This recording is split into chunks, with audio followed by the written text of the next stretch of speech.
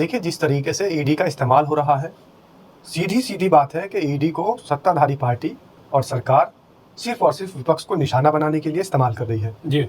जहाँ पर हमारी जाँच एजेंसी, जहाँ पर हमारे जो प्रदर्शन करने वाले और लोग हैं, जो और एजेंसियाँ हैं, जो सुरक्षा एजेंसीज़ हैं, जैसे सीबीआई है, जैसे ईडी है, इन सब का इस्तेमाल गलत तरीके से किया जा रहा है, जो कि बिल्कुल भी संवैधानिक एतबार से सही नहीं है।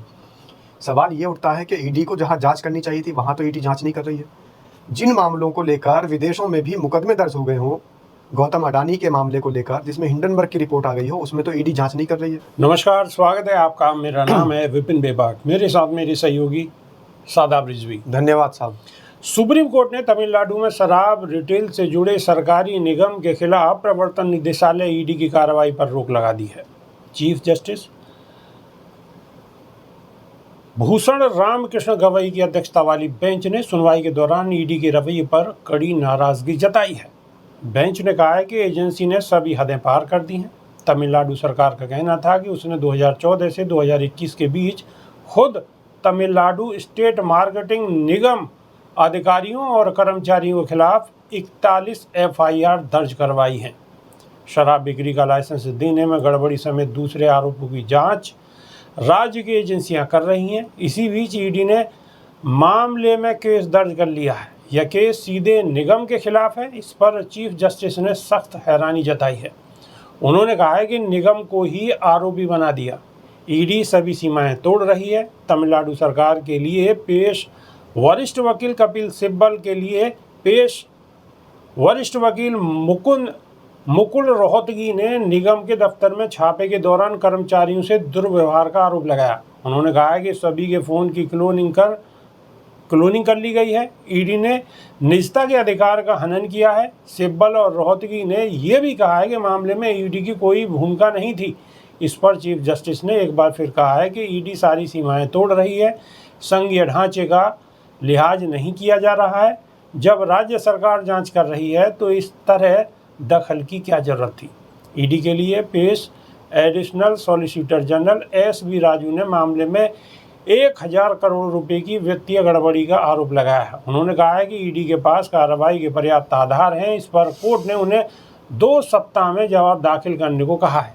कोर्ट ने साफ किया है कि फिलहाल मामले में ईडी की कार्रवाई स्थगित रहेगी। इससे पहले 23 अप्रैल को मद्रास हाई कोर्ट ने तमिलनाडु सरकार की याचिका खारिज कर दी थी। हाई कोर्ट ने टेस मैसी के खिलाफ ईडी की जांच और छापे को सही ठहराया था।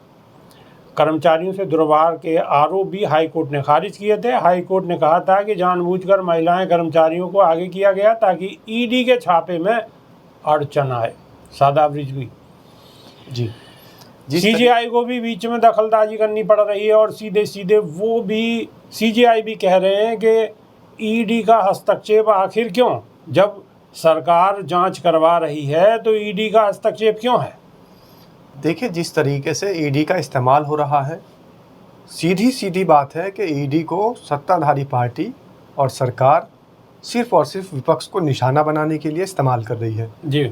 जहाँ पर हमारी जांच एजेंसी, जहाँ पर हमारे जो प्रदर्शन करने वाले और लोग हैं, जो और एजेंसियाँ हैं, जो सुरक्षा एजेंसीज़ हैं, जैसे सीबीआई है, जैसे ईडी है, इन सब का इस्तेमाल गलत तरीके से किया जा रहा है, जो कि बिल्कुल भी संवैधानिक एतबार से सही नहीं है।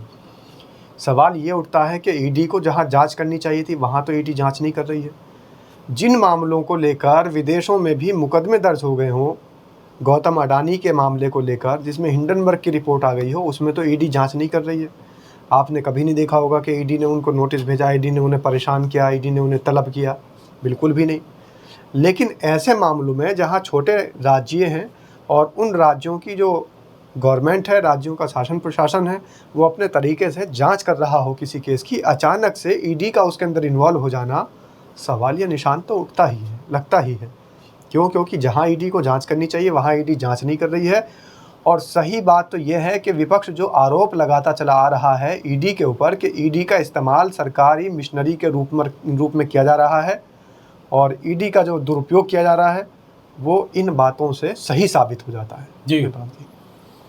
तो ईडी सरकार पर निशान लगाने के लिए काफ़ी है, क्योंकि ईडी का काम ही सरकार का निशाना है। जो चीज़ सरकार को पसंद नहीं आती, ईडी वहाँ पर ही जाती है। जहाँ ईडी को जाना चाहिए वहाँ ईडी नहीं जाती। सीजीआई ने भी यही बात कही है और देश की विपक्षी पार्टियां भी लगातार ईडी पर सवाल उठाती रही हैं। आपकी इस विषय पर क्या राय है, कमेंट के माध्यम से अवश्य बताएं। अभी के लिए सिर्फ इतना ही। नई वीडियो में फिर रूबरू होंगे। बहुत बहुत शुक्रिया, धन्यवाद, नमस्कार। धन्यवाद साहब।